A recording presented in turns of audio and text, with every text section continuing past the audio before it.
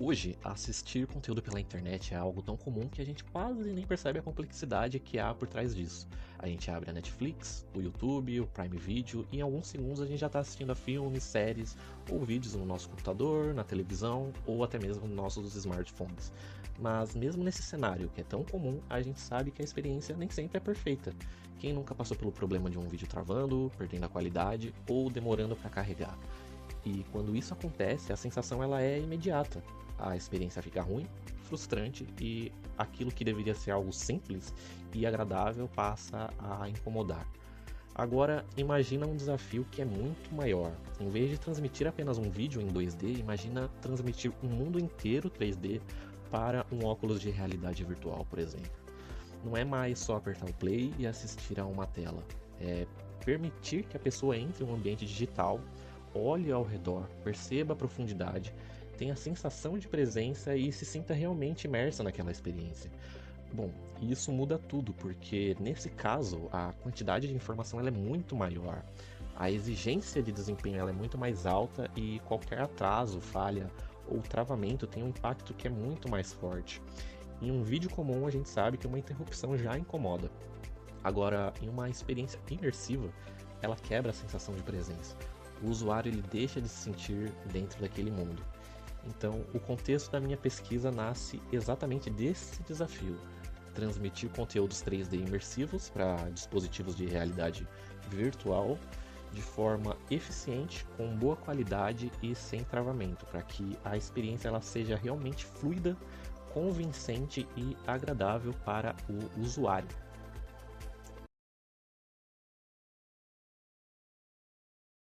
Tá, mas aí surge a pergunta, por que esse tema é importante? Bom, porque as mídias imersivas, elas podem mudar bastante a forma como a gente consome o conteúdo e se conecta com o mundo digital. Em vez de só olhar para uma tela, a ideia é viver a experiência de um jeito muito mais próximo, como se a pessoa realmente estivesse dentro daquele ambiente. No entretenimento, isso pode abrir espaço para shows virtuais, eventos mais imersivos, jogos mais envolventes e novas formas de explorar esses mundos digitais. Na telepresença, isso pode tornar encontros à distância muito mais naturais, dando uma sensação maior de presença, como se as pessoas estivessem compartilhando o mesmo espaço, mesmo estando longe. E no treinamento profissional, essas tecnologias podem ajudar a simular situações reais com mais segurança, o que é muito útil em tarefas mais complexas ou que envolvam riscos mais elevados. Na educação, elas podem tornar o aprendizado mais visual, interativo e muito mais interessante, permitindo que o aluno explore conteúdos e ambientes de um jeito mais direto e didático. Já na área da saúde e reabilitação, também podem apoiar terapias e exercícios de forma mais motivadora e de forma mais personalizada para o paciente. Então, quando a gente fala de mídias imersivas, não estamos falando só de tecnologia nova ou de algo visualmente impressionante. A gente está falando de uma área com um potencial real de impacto em várias partes da sociedade. Então, o grande desafio é que para tudo isso funcionar bem, essas experiências precisam ser transmitidas com qualidade e fluidez. E quanto mais imersiva é a experiência, maior é a quantidade de dados envolvidos. Então, é justamente por isso que esse tema se torna importante, e é nesse ponto que entra a minha pesquisa.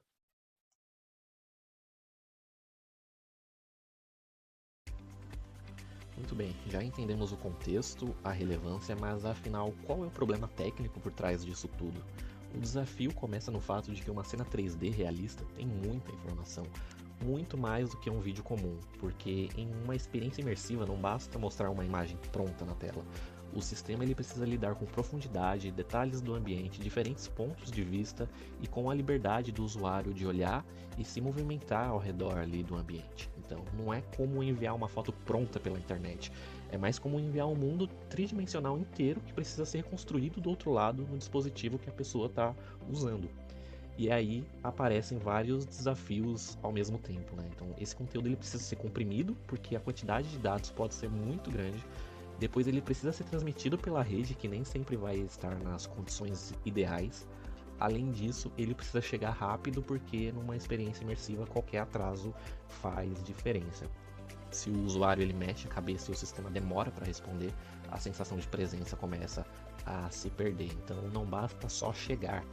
O conteúdo ele precisa chegar com qualidade, precisa chegar de forma fluida e precisa permitir uma experiência agradável para o usuário. Então, no fundo, o grande problema é esse: como fazer tudo isso ao mesmo tempo. Como transmitir uma experiência 3D rica e imersiva com muita informação envolvida, sem comprometer a qualidade e sem quebrar a sensação de imersão.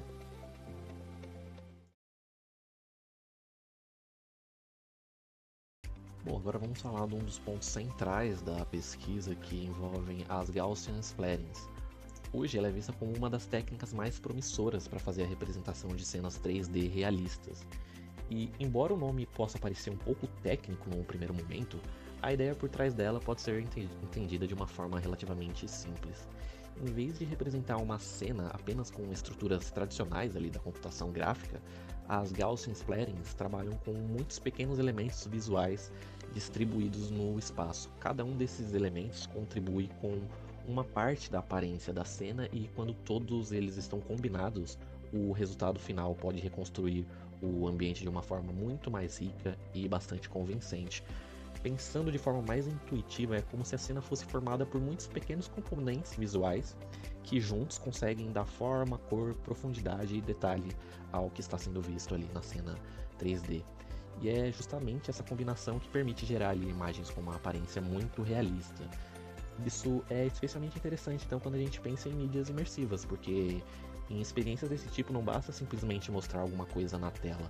O objetivo é fazer com que o usuário se sinta dentro daquele ambiente, com uma sensação maior de presença e de profundidade e de realismo também, né? Então, é nesse sentido, as Gaussian Splatterings aparecem como uma alternativa muito forte para criar esse tipo de conteúdo visual. Por isso que essa técnica ela vem recebendo tanta atenção nos últimos anos, principalmente em áreas ligadas à reconstrução 3D, visualização de ambientes e experiências imersivas. Então as Gaussian Splatterings abrem um caminho que é muito interessante para representar mundos digitais de forma mais rica, mais detalhada e mais próximo daquilo que a gente gostaria de ver em aplicações reais. Mas é justamente aí que surge uma nova camada do problema, porque a Gaussian Splatterings consegue representar cenas 3D com tanta qualidade, ela também levanta uma pergunta importante: como fazer esse conteúdo chegar até o usuário de forma eficiente? Como armazenar esse tipo de conteúdo? Como comprimir tudo isso sem perder demais a qualidade dele? E como transmitir, né, esse conteúdo pela rede? E mais do que isso, como entregar tudo isso a um dispositivo imersivo como um óculos de realidade virtual, de um jeito que continue fluido, responsível e agradável para quem está usando.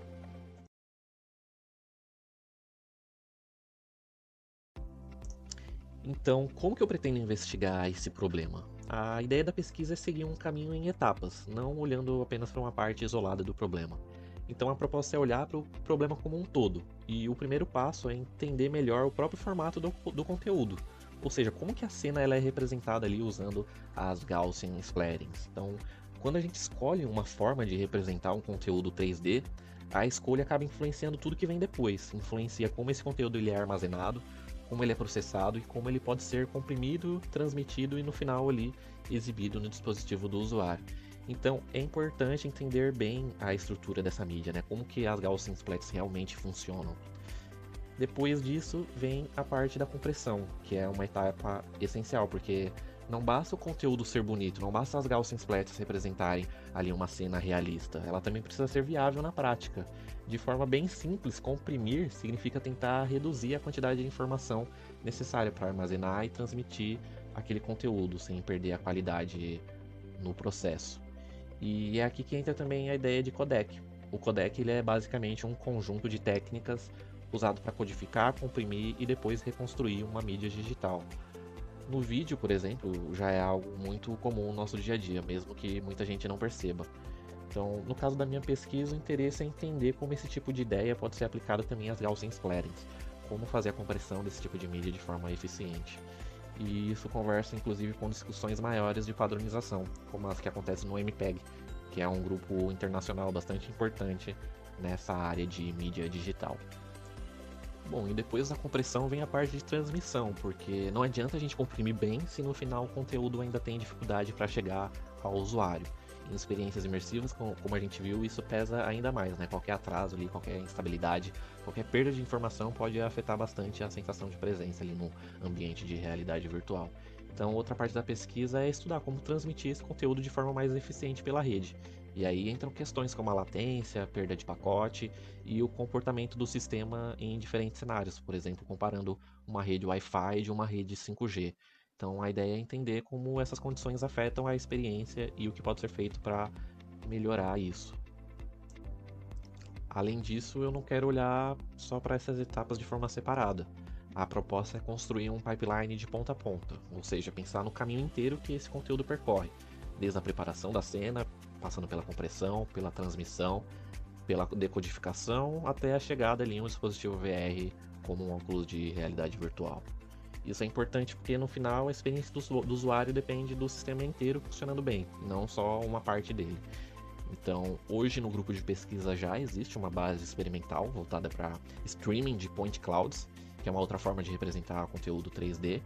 E essa base ela foi implementada em ferramentas como a Unity e funciona como um ponto de partida para a pesquisa. Então, a ideia agora é investigar, a partir dessa base, como fazer a migração para o contexto das Gaussian splatterings dentro desse pipeline completo. E por fim, tem uma etapa que para mim é fundamental, fazer a avaliação da experiência do usuário. Porque no final das contas não basta só saber se o sistema ele consegue transmitir os dados. O mais importante é entender como a pessoa percebe aquela experiência. A qualidade visual ficou boa? Houve travamento? Houve atraso? A experiência ela foi fluida? A sensação de imersão foi preservada ou não? Então, para responder esse tipo de pergunta, a proposta é fazer testes subjetivos com os usuários. Ou seja, as pessoas vão experimentar esse conteúdo imersivo em diferentes condições e depois avaliar a qualidade de experiência por meio de notas e critérios perceptivos.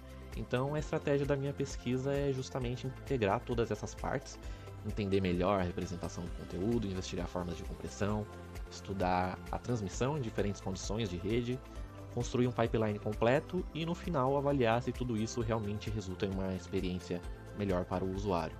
Ou seja, mais do que estudar uma técnica isolada, a ideia é investigar como tornar esse tipo de mídia imersiva mais viável na prática. E quando a gente olha para o futuro, a expectativa é que experiências imersivas se tornem cada vez mais acessíveis e mais presentes no nosso dia a dia. Mas para isso acontecer de verdade, elas precisam funcionar bem fora de cenários ideais. Elas precisam funcionar em redes reais, com limitações reais, e ainda assim oferecer uma experiência de qualidade para o usuário. É aí que pesquisas como essa podem contribuir. A ideia é ajudar a entender como esse conteúdo ele pode ser melhor representado, comprimido e transmitido, para que as mídias imersivas se tornem mais viáveis na prática. E isso também abre espaço para várias linhas de pesquisa no futuro. Por exemplo, estudar formas mais inteligentes de adaptação à rede, em que o sistema ele consegue ajustar a transmissão de acordo com a qualidade da conexão. Outra possibilidade é investigar maneiras de priorizar as partes mais importantes da cena que está sendo representada, enviando primeiro aquilo que mais impacta a percepção do usuário. Também há espaço para avançar em codecs, e formatos mais eficientes para compressão das Gaussian splatterings, além de métricas de qualidade que consigam avaliar melhor a experiência do usuário em conteúdos imersivos. Afinal, medir a qualidade de uma experiência em realidade virtual não é exatamente a mesma coisa que medir a qualidade de um vídeo comum. No futuro, esses tipos de estudos podem levar a experiências mais fluidas, mais estáveis e mais convincentes, tanto no entretenimento quanto em outras aplicações, podendo também ajudar no desenvolvimento de sistemas mais preparados para uso em tempo real e dispositivos de realidade virtual. Além disso, essa área ainda pode contribuir para a evolução de tecnologias e padrões futuros de mídias imersivas, ajudando a definir caminhos mais eficientes para representar, comprimir, transmitir e consumir esse tipo de conteúdo. No final, a visão é essa: aproximar as mídias imersivas da realidade das pessoas, tornando essas experiências cada vez mais possíveis, úteis e naturais.